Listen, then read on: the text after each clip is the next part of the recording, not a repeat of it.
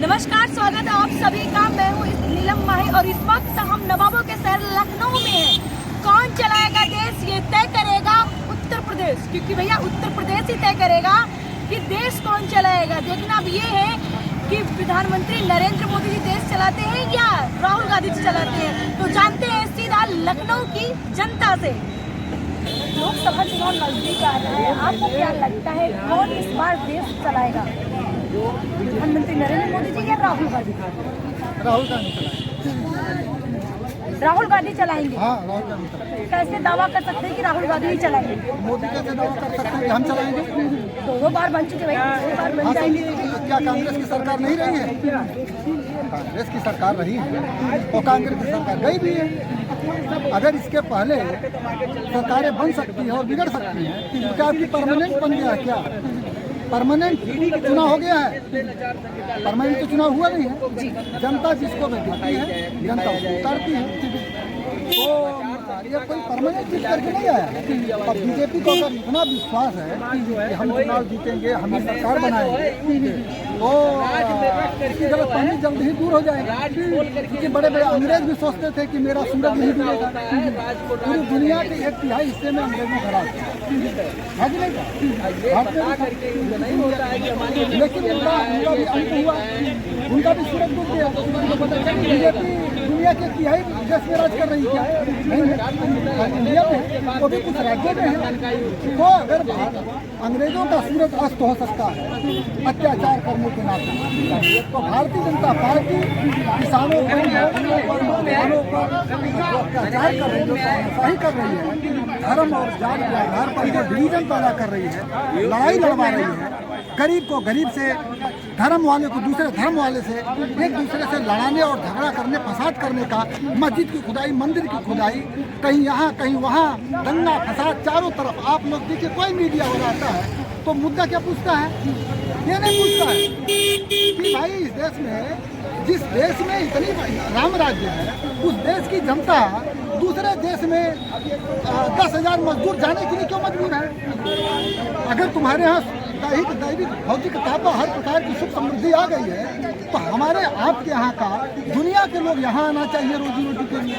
आपका आदमी विदेश क्यों जा रहा है रोजी रोटी के लिए? इसका मतलब सब नकाब लगाए, राम के नाम पर, भगवान के नाम पर नकली नकाब लगा करके, राम का मुखौटा लगा करके रावण का राज चल रहा है, कंस का राज चल रहा है। और कंस भी ऐसे सोचता था, रावण भी ऐसे सोचता था कि मेरा सूरज कभी डूबेगा नहीं, मेरा कभी अस्त नहीं होगा। और रावण का भी अस्त सूरज डूबा और कंस का भी सूरज डूब गया। अंग्रेजों का भी डूबा और भाजपा का भी सूरज डूबेगा आने वाले दिन में। इनकी सारी गलतफहमी दूर हो जाएगी। और जिसको आँख होते हुए अंधा रहता है, हमें हमारे पास में अपने उदाहरण है, हम आँख है लेकिन हमको दिखाई न दे तो भी हम अंधे हैं। तो इसलिए जिसके पास धर्म का नकाब चल गया, जिसके पास नशा हो गई, नशे में आदमी गांजा पी ले, शराब पी ले और अफीम चरस पी ले, उसको कितना आप समझाइए वो मानेगा? उसी तरीके से धर्म का नशा दे करके, जिस तरीके से इंजेक्शन दे करके लोगों को मिसगाइड किया जा रहा है देश के अंदर, आने वाले समय में ये नशा उतरेगा। और जब होश खोलेगी जनता और जब ये लोग होश में आएंगे तो देश दुनिया कहाँ चलेगी? वापसी तो भारतीय जनता पार्टी की ही हो रही है, क्योंकि गठबंधन होगा नहीं, क्योंकि सभी खानदानी पार्टी चलाने वाले हैं। और यहाँ भारतीय जनता पार्टी जो है आम जनता की पार्टी है। जल कल्याणकारी योजनाओं को उन्होंने इतना ऊपर कर दिया है, सर्वमान्य हो गया है।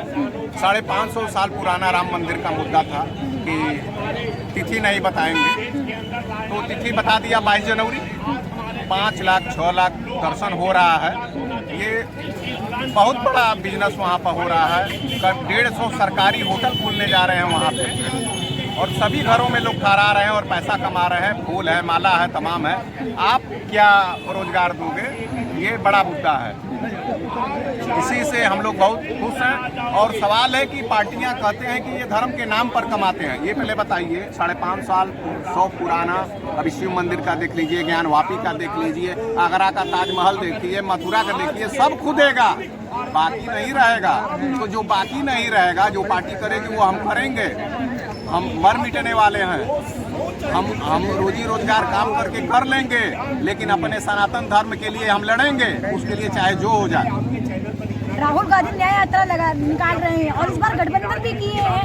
क्या लगता है इतना लोकसभा में आपको कौन जीत रहा है? देखिए, भारतीय जनता पार्टी ने कभी जीती है और न कभी जीतेगी।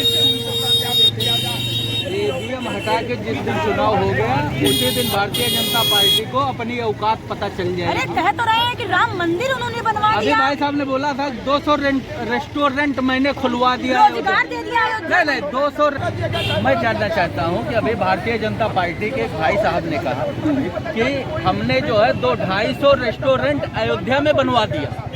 मैं भाई साहब से जानना चाहता हूं कि जो वहां पे पुश्तैनी लोग रह रहे थे, आप उनके घर पे बुलडोजर चला करके भगा दिए और गुजराती ला करके वहां बसा दिए। आप 250 रेस्टोरेंट खुल गए। आप गांव में जाके तो आप क्या कर रहे हो हमारे देश के साथ?